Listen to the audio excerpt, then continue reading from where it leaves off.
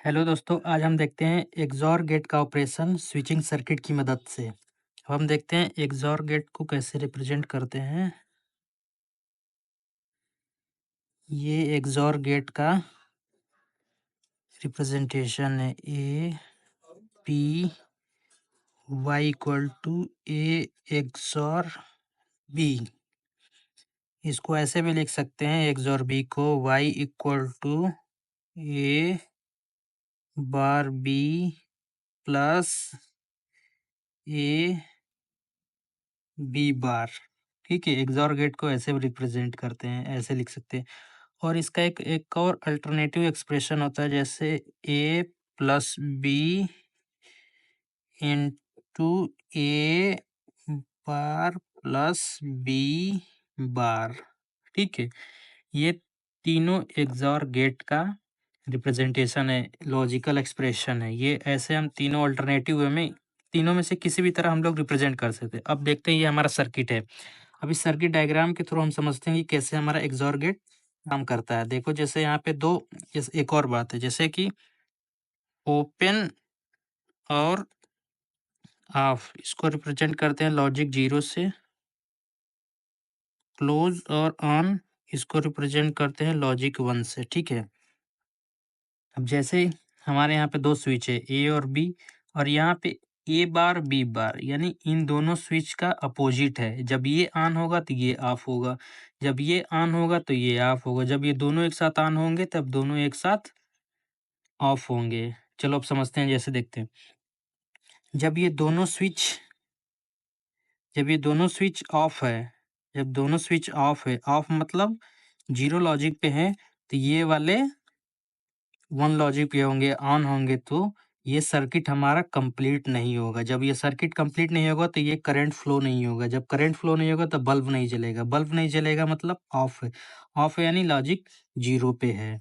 ठीक है, और ये वाला ए बी दोनों स्विच ऑफ है यानी लॉजिक जीरो पर है। ठीक, और ये बल्ब ऑफ है जीरो लॉजिक पे। ठीक है, जब ये दोनों स्विच ऑन है, ए बी ऑन है, ए और बी दोनों स्विच ऑन है यानी लॉजिक 1 पे है, तब भी स्विच ये वाले ऑफ हो जाएगा। ये ऑन है दोनों स्विच, ये ऑफ है, तब भी सर्किट कंप्लीट नहीं हुआ। जब सर्किट कंप्लीट नहीं हुआ तो ये बल्ब ऑफ रहेगा यानी कि जीरो पे लॉजिक पे। ये देखो 0 1 1, मतलब ए बी ऑन है और बल्ब ऑफ है यानी जीरो लॉजिक पे है। ठीक, जैसे ए ऑफ है, ये ऑफ है यानी कि जीरो लॉजिक पे है, तो इसका अपोजिट ये ऑन हो जाएगा, ये ऑन हो जाएगा, वन लॉजिक पे हो जाएगा। अब बी ये ऑन है यानी वन लॉजिक पे है, तो इसका अपोजिट ये जीरो हो जाएगा, ऑफ हो जाता है। करंट फॉलो अब करेगा इस पाथ को, करंट ऐसे फॉलो होगा, करंट इस पाथ को फॉलो करेगा और बल्ब के थ्रू होते हुए सर्किट कंप्लीट कर देगा। ठीक है, अब सर्किट इस पाथ को करंट फॉलो करेगा, पाथ को अरे करेगा। इस केस में बल्ब ऑन होगा और लॉजिक 1 होगा। जैसे देखो, ए पर 0 है और बी